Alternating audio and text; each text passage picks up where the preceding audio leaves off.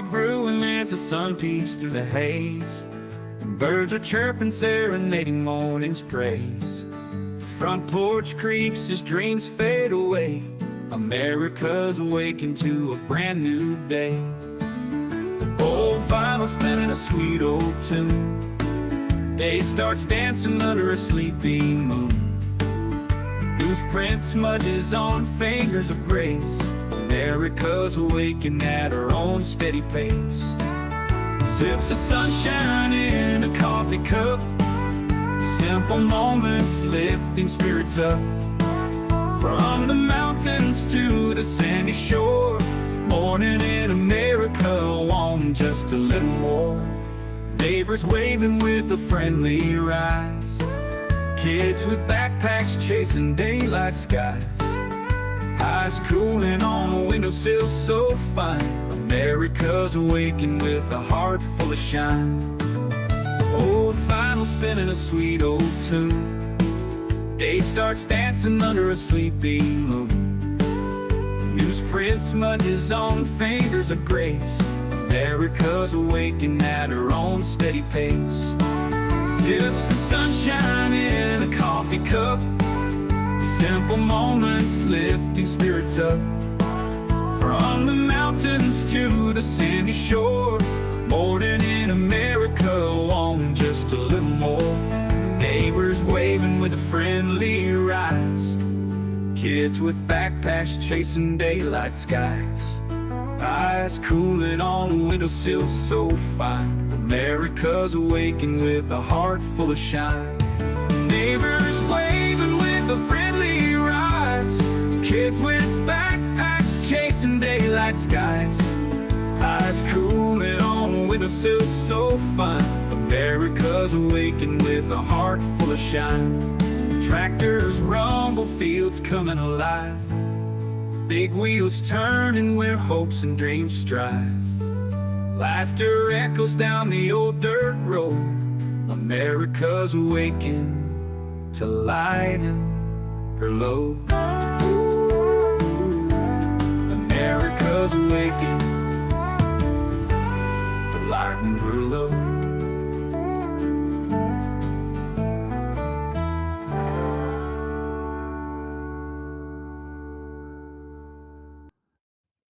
Welcome, everyone. I hope you're having a good morning today.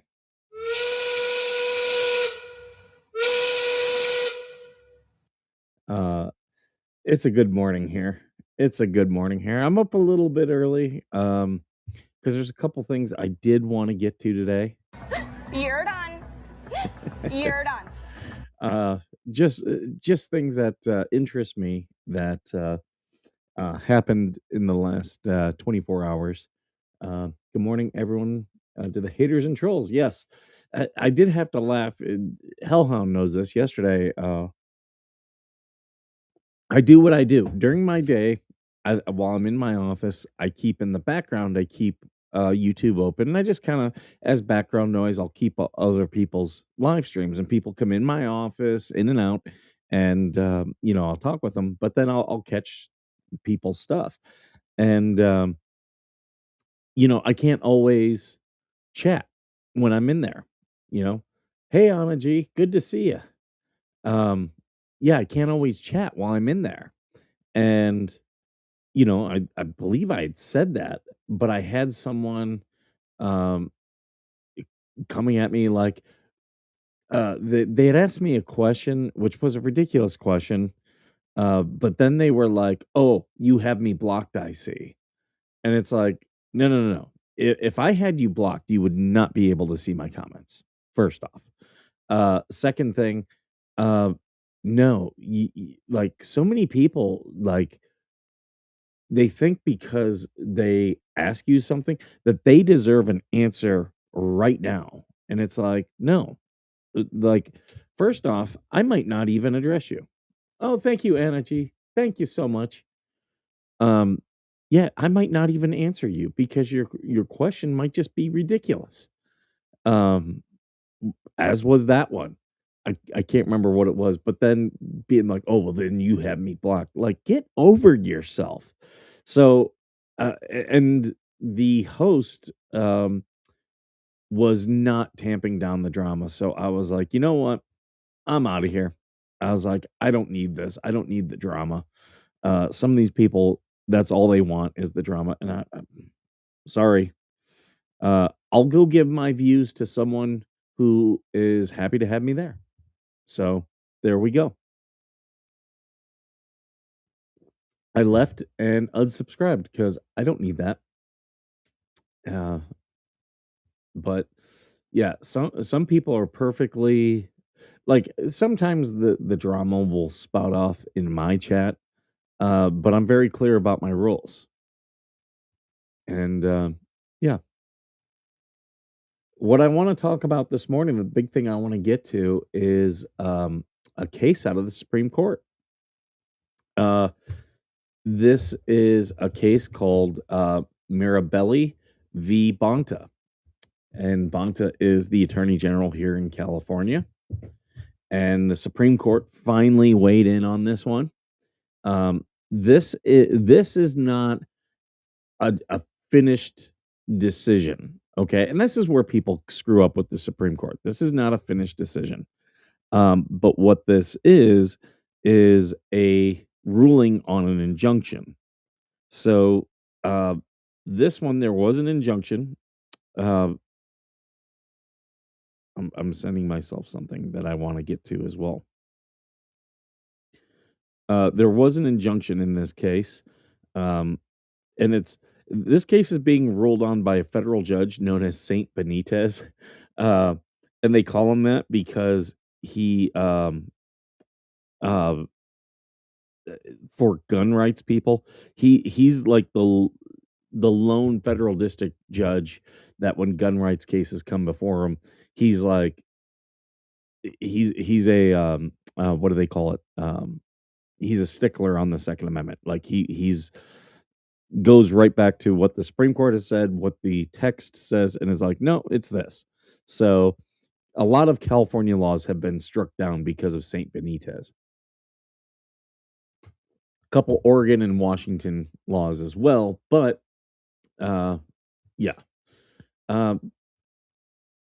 Before us is the application to vacate a Court of Appeals order staying a permanent injunction entered by a district court on behalf of parents and teachers who claim that certain California practices violate their rights under the Free Exercise Clause of the First Amendment and the Due Process Clause of the 14th Amendment.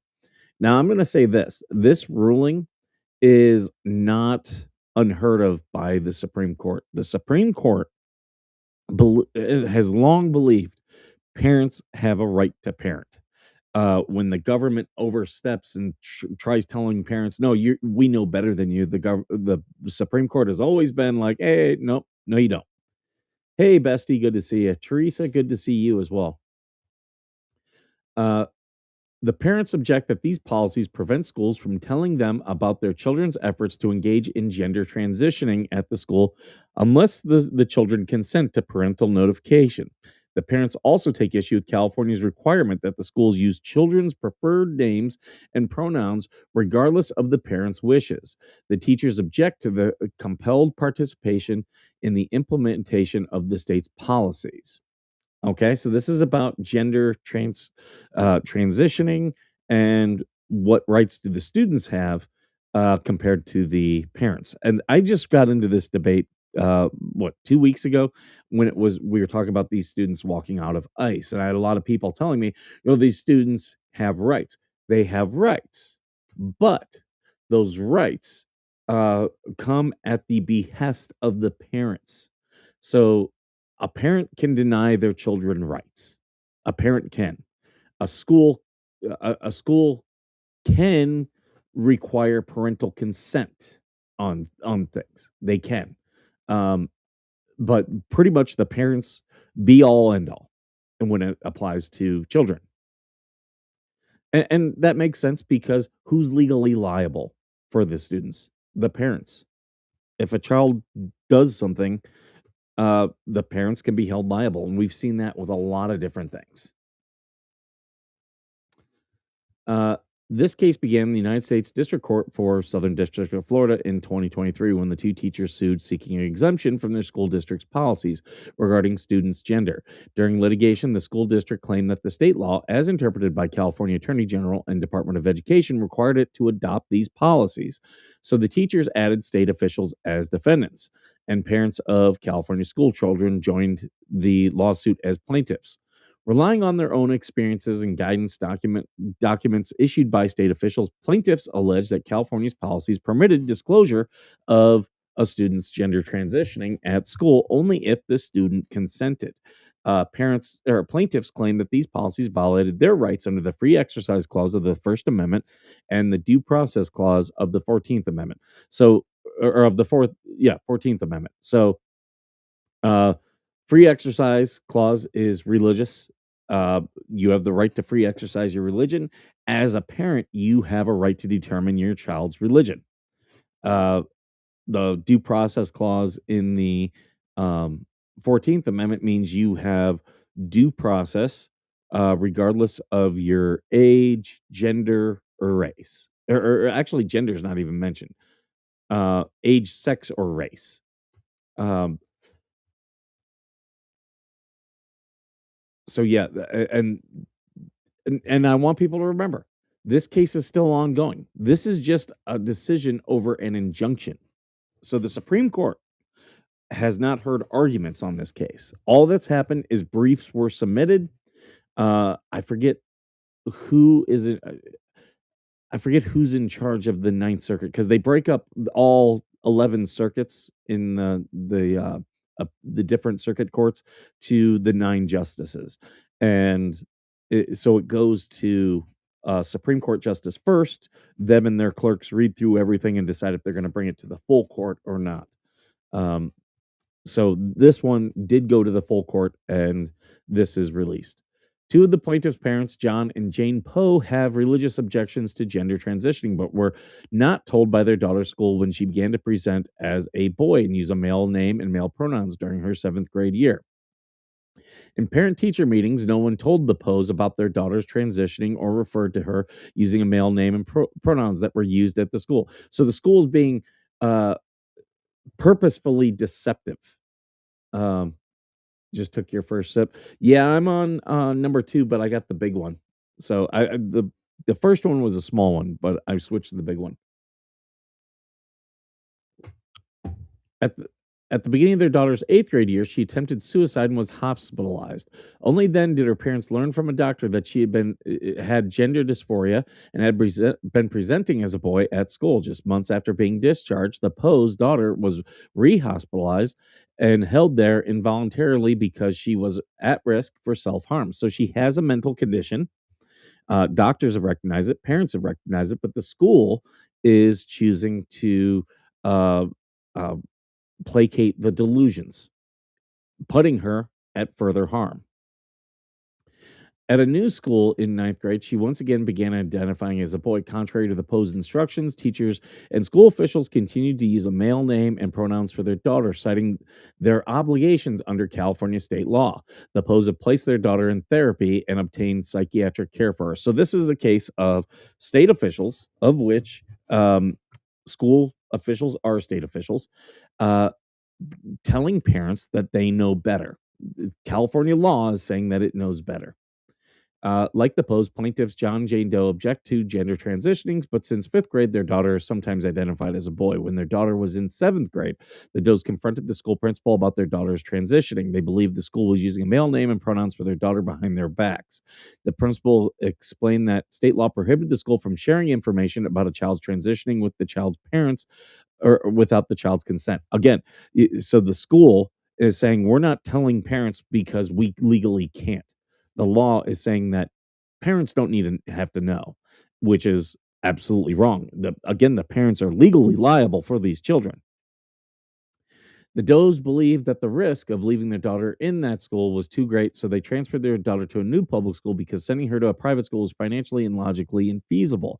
The Does have also placed their daughter in therapy. In 2025, defendants asserted that the guidance documents on which plaintiffs had relied were no longer operative and that their claims against certain state defendants should be dismissed as moot. But the state had promulgated a new required training curriculum and they do the California is one of these states that tries to do this. Oh, we're being sued. Oh, we'll rewrite everything and say that it's moot, but nothing has actually changed. We've just reworded it. Um, Training curriculum that similarly directed teachers not to tell parents about their children's gender identity without the children's consent. Children cannot consent. They cannot. That is why things like statutory rape are in place, because children cannot consent. Defendants then withdrew their mootness argument, and the district court declined to impose sanctions. Later, plaintiffs sought class-wide relief, and the district court certified a class with separate subclasses for parents and teachers. One subclass of parents comprises all those who object to the challenged policies, while a separate subclass is limited to those who seek a religious exemption. Application to Emergency Application 90A. Two similar subclasses of teachers were also certified. So they put in place ways for parents to claim these exceptions. California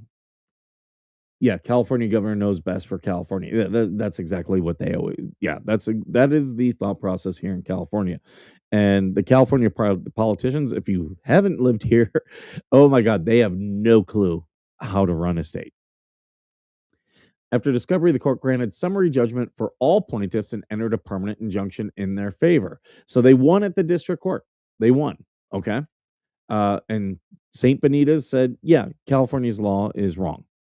The injunction prevents the schools from misleading parents about their children's gender presentation at school and their social transitioning efforts. It also requires school to follow parents' directions regarding their children's names and pronouns, and it compels defendants to include in state-created or approved instructional materials a notice of the rights protected by the injunction. The Ninth Circuit granted defendants' motion to stay the injunction pending appeal. So the plaintiffs win, the parents win, and then it goes to the Ninth Circuit in front of a 3-judge panel, and the 3-judge panel says, oh, no, we're going to hold off on the order while the appeal goes. It began by raising procedural objections to the district court's injunction. So on technicalities is why the Ninth Circuit is doing this. It claimed that the district court had granted class certifications without undertaking the rigorous analysis as required by the Federal Rule of Civil Procedure. And the injunction appeared to be overly broad because it covers every parent of California's millions of public school students and every public school employee in the state. As a result, the injunction seemed to grant relief to uninjured class members who lacked Article 3 standing. So they went to a standing argument, which is normally a very strong argument. Saying you don't have standing is very strong. The Ninth Circuit also expressed doubts about the district court's decision on the merits. On the free exercise issue, it relied on a not precedential Sixth Circuit decision and brushed aside Mahmoud v. Taylor as a narrow decision focused on uniquely coercive circular requirements. The Ninth Circuit expressed skepticism about the parents and teachers' 14th Amendment due process claims because it viewed those claims as seeking to expand the protection afforded by established precedent. When the Ninth Circuit stayed the injunction, the parents and teachers filed the application seeking vacatur of the Ninth Circuit stay pending appeal. Are the governors of California and Minnesota related? No. But the governor of California is related to Nancy Pelosi. If you don't think that there is a party hall system here in California, you're out of your mind. And why is that in place? Because of term limits. And that is why Skipper is against term limits. We grant the application and vacate the stay. So the parents are winning again. The Ninth Circuit said, no, we're gonna put this on hold while the appeal goes through. But the Supreme Court is saying, no, we're gonna set all that aside. Okay, the parents have won. We're gonna put that in place to the parents because the aspect of the stay is not justified under the governing 4-factor test, Alabama Association of Realtors versus Department of Health and Human Services. Likelihood of success on the merits. This is where this ruling is huge. We conclude that the parents who seek religious exemptions are likely to succeed on the merits of their free exercise claim. So they're not even, while this was stayed because the Ninth Circuit said, well, the due process claim, that's kind of weak. So we're going to stay it. The Supreme Court's like, oh, no, there's a First Amendment claim and they're likely to win just on that alone. So yeah, we're going to say your injunction. We're going to throw that out because they're likely to win. Which is the free exercise clause is one of the strongest clauses in our laws. And this is why the Supreme Court has been, if you aren't paying attention to the gun laws and the gun court cases, we're about ready to have some more landmark gun cases, because the Supreme Court is looking at the Bill of Rights kind of all the same, and wherever it says an individual right or right of the people, they're treating them all the same. And the First Amendment and the Second Amendment both say right of the people. So gun laws, the gun rights in this country are about to get strengthened over the next 2 years. Right. I got it, Joan. California's policies likely trigger strict scrutiny under that provision because they substantially interfere with the rights of parents to guide the religious development of their children. There you go. Parents have the rights. They're liable. They are the be all end all. The parents who assert a free exercise claim have sincere religious beliefs about sex and gender, and they feel a religious obligation to raise their children in accordance with those beliefs. California's policies violate those beliefs and impose the kind of burden on religious exercise that Yoder found unacceptable. You can't tell people, oh, hey, yeah, fill out these papers for your religious exercise, and then we'll take into account your rights. That's not how it works. If this is against your religious rights, it's wholly against your religious rights. Okay.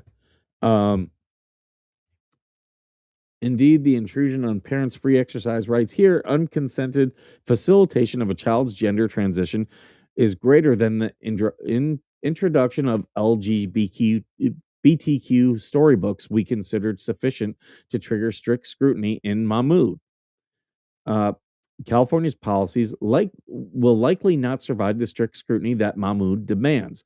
The state argues that its policies advance a compelling interest in student safety and privacy, but those policies cut out the primary protectors of children's best interest, their parents. The parents are liable for those children's safety. They're the ones, in the eyes of the Supreme Court, they're the ones who are best to protect children, is parents. They have a vested interest of it, both culturally, financially, religiously, across the board. Not teachers.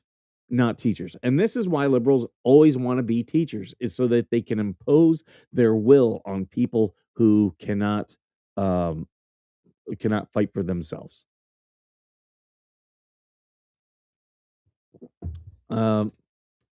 The state's interest in safety could be served by a policy that allows religious exemptions while precluding gender identity disclosure to parents who would engage in abuse. So if you think the child is being abused by their parents, then you have a safety aspect. But you don't just generically have a safety aspect to keep things from parents. Only if you suspect them of abusing the child. So, like, if a teacher this is what the court is saying here, if they believe that a parent is forcibly transitioning their student, that's when the teacher can say, I am not going to call you by the pronouns that your parents are. But now we have an abuse case. And what is a teacher? When they believe a child is being abused, they're a mandatory reporter. So there you go. It does have to be reported up. The fact they had to go to the court over this is insane. Oh, I agree. Mikey in 2 times speed is hilarious. Well, I am reading this fast, but if you sped up the thing, yeah. For these reasons, the parents who object to California policies on free exercise grounds are likely to succeed on the merits. So just because there may be ones and twos, the Supreme Court is looking at this in totality, and because there are legitimate parents with legitimate free exercise or religious uh, reasoning, that is why this goes. Good morning, Sharon. Welcome. The same is true for the subclass of parents who object to those policies on due process grounds. Under long established, so we're now off of the First Amendment. We're now under the 14th. Technically the 14th and the 6th. But under long established precedent, parents, not the state, have primary authority with respect to the upbringing and education of children. Pierce v. Society of Sisters. And also Meyer v. Nebraska. So those were both in the 1920s. So this is a long established policy. So the Ninth Circuit was going after something that's long been decided over 100 years.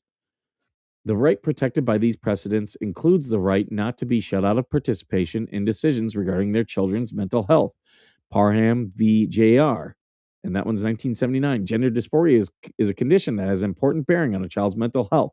But when the child exhibits symptoms of gender dysphoria at school, California's policies conceal that information from parents and facilitate a degree of gender transitioning during school hours. These policies likely violate parents' rights to direct the upbringing and education of their children. Irreparable harm, the denial of plaintiffs' constitutional rights during the potentially protracted appellate process, constitutes irreparable harm. Roman Catholic Diocese of Brooklyn v. Cuomo. Balance of equities. So irreparable harm is one legal aspect. Now we're getting into balance of equities. Finally, the equities, and pretty much it's a balancing test. The court is saying, okay, we're going to look at how much you're harmed and how much this guy's harmed, and whichever one is worse is the one we're going to weigh. That's what this concept is. Finally, the equities do not justify depriving the parents of their district court's judgment in their favor. Alabama Association of Realtors, everyone agrees that the children's safety is the overriding equity. And the injunction here promotes child safety by guaranteeing fit parents a role in some of their most consequential decisions in their lives. The injunction also permits the state to shield children from unfit parents by enforcing child abuse laws and removing children for parental custody in appropriate cases. So in the balancing, the parents are hurt more than the state ever would. And they're both trying to say that they know right about the children. And what the Supreme Court is saying, if you think the state is correct, then it's child abuse and you have to report child abuse. There's already processes in place. The Ninth Circuit's procedural objections to the injunction are likely to prevail, or are unlikely to prevail. So they tried to say, okay, on procedural grounds, not really the merits of the case. This is wrong. And the Supreme Court's like, no, stop with that bullshit. The parents are protected by the injunction, very likely have standing because they are objects of the challenged exclusion policies. So this was attacked as a standing issue. And here's the thing, you may not be objecting to the policy, but that doesn't mean that you don't have standing. You could still be injured, so you do have standing. Contrary to the Ninth Circuit's suggestion, the injunction does not provide relief for all the parents of California public school students, but only for those parents who object to the challenge policies or seek religious exemptions. So making those parents, all those parents, they said, oh, you have to fill out this form for a religious objection. Those are the people that are hurt because all these delays and red tape are causing harm, is what the Supreme Court is saying. Second, class certification was likely proper. The district court addressed the requirements for certification under Rule 23 and explained why it concluded they were met. The application to vacate the Ninth Circuit stay presented to Justice Kagan. Okay, so Kagan is in charge of oversees the Ninth Circuit for the Supreme Court. That's who it is. I always get them all confused. And by her referred the court is granted as to the parents but otherwise denied. Justice Thomas and Alito would grant the application in full. Justice Sotomayor would deny the application in full. So this didn't go in front of the full court. This went in front of 4 justices. Kagan, or I'm sorry, 3 justices. Kagan referred it. Thomas, Alito, and Sotomayor were the ones who voted. Sotomayor is in the minority. Oh wait, no, this is the full court decision here. Justice Barrett, with whom the Chief Justice and Justice Kavanaugh were concurring. So we have Alito, Thomas here, Sotomayor here, and then it was Barrett, Roberts, and Kavanaugh who then jumped on and all voted in favor. So this is the rest of the decision. I'm not going to go through all of that. I think we got the big things, because I am looking here. How many dissents are there? So this is the concurring opinion. The dissenting opinion is Justice Kagan, Jackson, and then we previously had Sotomayor. So it's 6-3 in favor.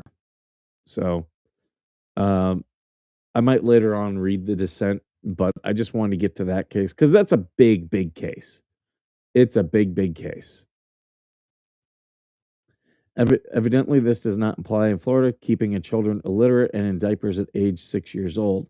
The problem is, again, it goes back to there's a process for CPS, and CPS not doing their job is a totally separate issue. But she's being, as far as I still understand, she's being homeschooled, so there's no teachers to report abuse.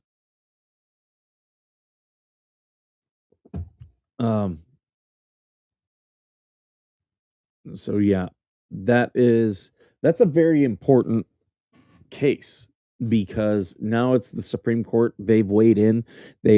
While it's not a final answer, they've kind of weighed in and said, look, on the merits, the parents are likely to succeed. So the thing is, there's all these other states that will follow suit with California and pass all these laws and saying, oh, you don't have to tell children or tell parents of children. And the Supreme Court's saying, oh, no, you do. And if these states don't rescind those laws, what's going to happen is there's going to be other court cases, and they're going to point to this case and say, right here, Supreme Court, and no federal judge likes being overturned and being made to look a fool of. So they're going to be like, okay, yeah, we're going to strike down these laws. And that's what's happening.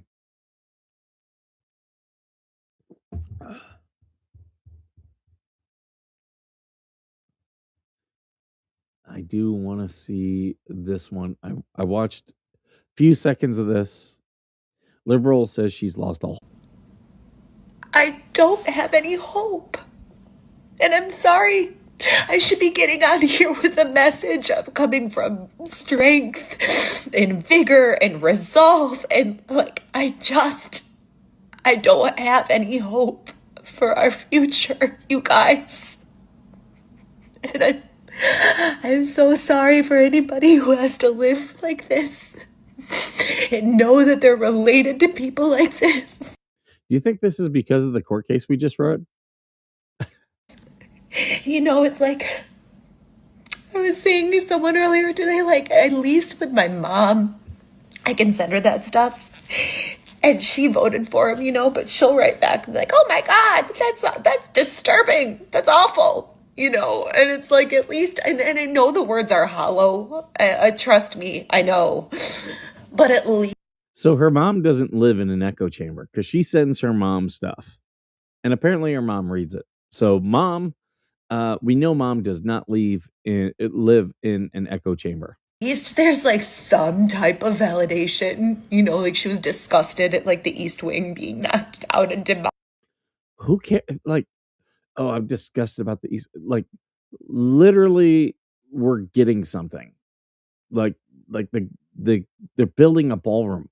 I think it's ridiculous that the White House did not have a ballroom. Like, are you kidding me? And it's gonna be used for other stuff like very large press conferences and stuff like that. Well, how did we not have a ballroom for the president's uh, the presidential mansion? That to me seems ridiculous. Doesn't Florida require testing or proof of academic progress? I don't know. Couldn't College tell you. this week, and it's like nothing will ever be enough for these people. They will. They're gonna do it. They've done it. We don't live in a functioning democracy right now. We have a president. How do we not live in a functioning democracy? What votes have been denied? Like this is the problem with these liberals who do this stuff. Like they're just saying nonsense. It's all talking points. This is nonsense, and this is performative. This is performative what she's doing here. She's not saying anything of substance. Behaving like a tyrant, like a tyrannical dictator. And they're cheering him on. And I know I've heard, some rumblings about some farmers who are starting to come around. And I get that, like, there are some people who are starting to wake up, but not enough of. Interesting, because I'm told by liberals every day that, people are abandoning MAGA in mass. And I'm like, yeah, I don't see it. I don't see it. But apparently she doesn't see it. We just freed the people of Iran and Venezuela. Yeah, like we are doing more and more for people of the world. And there was a reason we did Venezuela before we did Iran. It was all strategic. That's why when people are like, we should be doing this for Ukraine. Okay, what strategic importance does it have? I'm willing to listen, but they never can tell me what other than, well, we're combating Putin. And I'm like, that's not a strategy. She has said that in her Facebook pages, she does not have the time or proper facilities to homeschool because the barn dominium not being built. Well, I just don't know if she is homeschooling or not. Them. And I'm sorry, because I'm now realizing that the purpose of this video is so selfish. It's to come on here and like grieve publicly, process this publicly, because I have that privilege of like some people who follow me on here and actually care about my videos and what I have to say. So I hope it doesn't come off as selfish as I think it might. It comes off as performative, lady. Like, you've said nothing. 2 minutes in, and she said nothing. I want to grieve in front of all of you and let you know that, like, if you just have a day where. Who grieves publicly? Like, I can understand, like, if someone, a public figure died, okay, yeah, we're gonna all get together. But like, imagine if your aunt died and you are gonna grieve publicly. You just look at me. That's all that is. And that's what all this woman is doing. You can't go to work and you can't go to the grocery store and just put on the brave face and do all the things. And if you have 5 minutes or you just want to cry, you don't fucking do it, guys. We are here, and it's gonna get so much goddamn worse before it gets better. And I'm just so sorry for us. Crazy. These people are crazy. Like, why would you do this video? This is so cringe.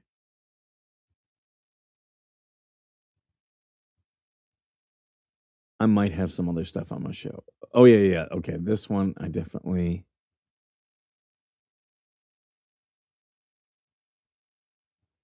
I'm just looking to see if the. Oh, I'm not.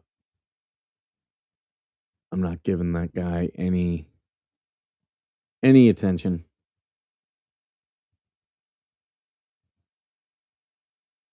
Yep, it's always liberal white women. Always. Minneapolis man finds loaded gun in Amazon package delivered to his doorstep. And I do want to thank the viewer who sent this to me. A Minneapolis man found what he said was an unwelcome surprise in his recent Amazon order: a loaded handgun. Anyone want to send me a gun? Feel free. I'm in California though, so you could be in trouble. Travis, yeah, I'm not gonna. There's things I could say that I'm not gonna say. Travis Meyer had ordered a hydration vest designed for carrying water on long distance runs or bike rides. He found a sealed white plastic Amazon package on his doorstep. It was the vest he ordered, but Meyer said it felt heavier than expected. So we checked the pockets. Inside was a holstered handgun, a Ruger LCP 380. It's a small gun about the size of Meyer's hand, he said. At first, he thought it might be a toy or a lighter until he opened up the chamber and found bullets inside. Well, there'd only be one chamber in the bullet, or one bullet in the chamber. Sorry. Um, uh, like if you're the media always gets gun terminology wrong. Like, this is a magazine, this is not a clip. It's one bullet in the chamber. Yeah, thank you, Joan. I thought it was you. I was drawing a blank there for a second. Thank you, Joan, for sending me this. um uh, everyone, let's take some time to pray, okay? dear dear baby Jesus, I see what you've done for other people, and all I'm asking is for this to happen to me. I see how you've blessed others. Please bless me in the same way. Amen. Once I saw what was going on, I'm just like, oh my God, I cannot believe what I'm seeing right now. That scared him. Meyer said he's taken gun safety classes, knew how to handle the weapon, but he's worried about what could have happened if a child or someone without training had opened it. Uh, or if the gun had fired in transit. I cannot believe this thing did not fire. This could have been anybody, and it could have gotten somebody. Meyer called 911 after opening the package. Officers came, according to police report. They collected the gun, 6 cartridges, along. This is more. I guess that could be 6 cartridges. Normally, like, these little holes in the side of the magazine are to so you can look very quickly and know how many are in the weapon. So this would be a 10-round mag. Yeah, that could be 6. I'm just not familiar with this magazine, and that's a small gun. Um, I don't really fire small guns. Um, I can see the benefit of them though. So if you have a small gun, don't think I'm putting you down. I'm not one of those gun guys where, oh, what are you doing with a pussy gun? And like, no, if a snub nose 38 is what you feel comfortable with, carry that. Um, he also called Amazon's customer service line to ask how a loaded gun ended up in his package. They didn't have an answer. Or representative gave him a gift card and said they'd get back to him within 2 days. Almost 2 weeks later, the company reached out to him and confirmed the order was fulfilled by Amazon. A spokesman Amazon told NPR News that the company is looking into it. He said they believe a previous customer returned the vest with the gun in the pocket, and the company then shipped it to Meyer. We take issues like this very seriously and are investigating what happened while taking appropriate next steps. Okay. Sales on uh, hydration vests are going to go through the roof. buy, buy a running Camelback, get a free gun. And ammo. That's the big thing. Do you guys know how much ammo has gone up in the last 15 years? It is crazy. So, yeah, good on this guy. I've never owned a Ruger. Um, I mean, yeah, could be interesting.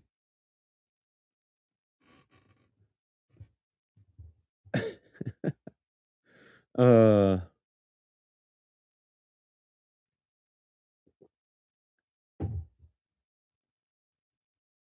funny stuff. Um,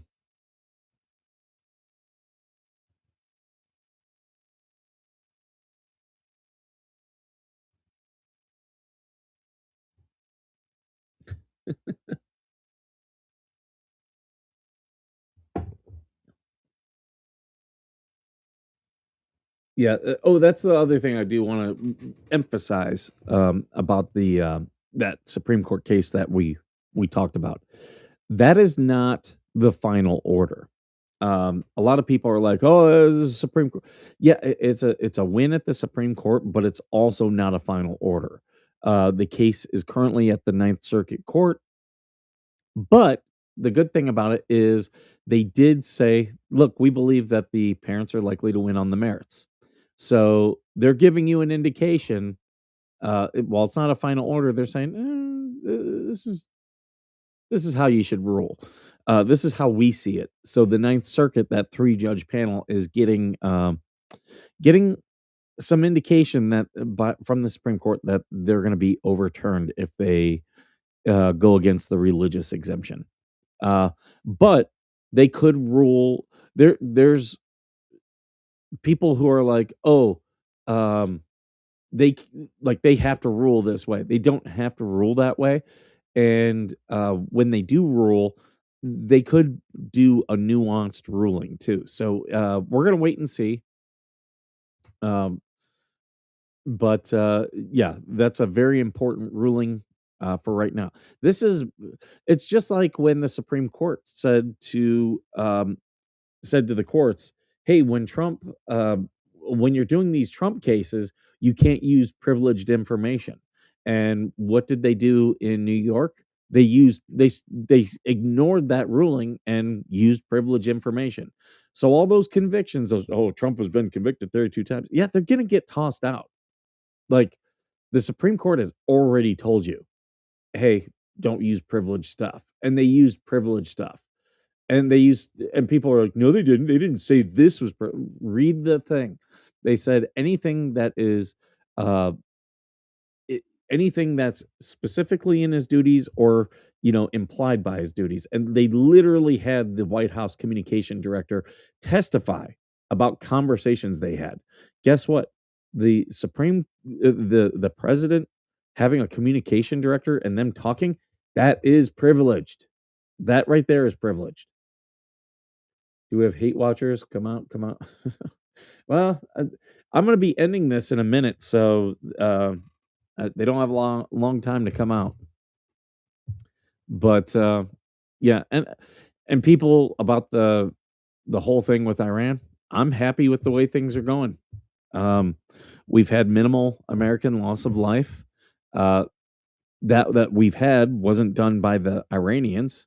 Um, it was sadly a friendly fire incident, but that does happen sometimes. You try to take many steps to combat it, but sometimes that uh, people jump the gun a little bit before verifying stuff.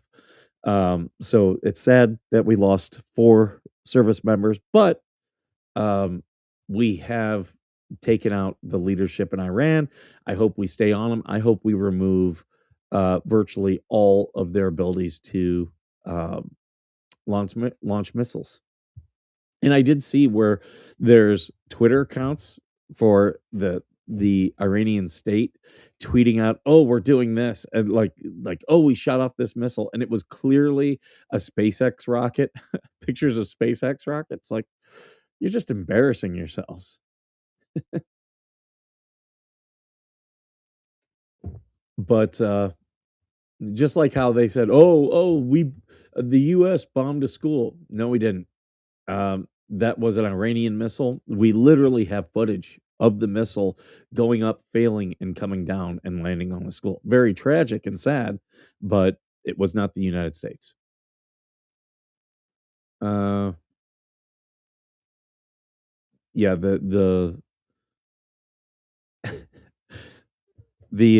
I am laughing at all the people now protesting and saying like things like, hands off Iran. It's like, oh, so you're in favor of the oligarchy?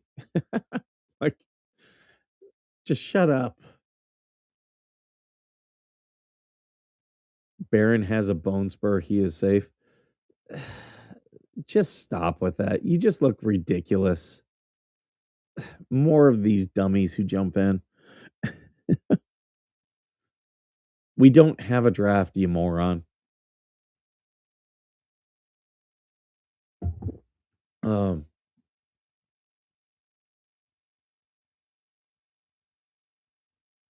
And what's funny is the lawsuit that we had about the draft, where they said that women cannot be included in the draft. That is going to be the bane of Senator Kelly's existence, because in that, I believe that was the Fourth Circuit Court. They were like, yeah, no, the Department of Defense, now the Department of War, they get to decide. They get to decide because of good order and discipline. They get very wide latitude, and that is going to be why the courts are ultimately going to rule against Senator Kelly, and he's going to be demoted, and it's going to be hilarious.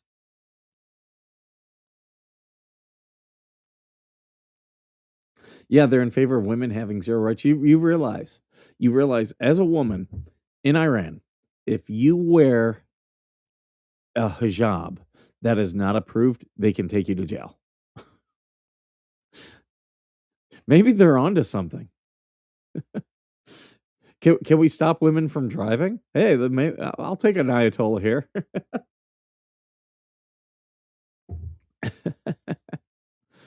Oh, all right, guys. I'm going to get going. I got through everything I wanted to. Thank you so much for being here. And as always, thank you for being worth serving.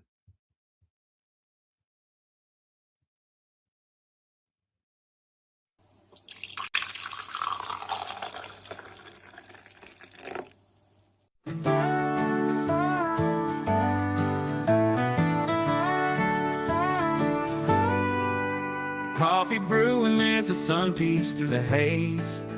Birds are chirping, serenading morning's praise. Front porch creaks as dreams fade away. America's awakened to a brand new day.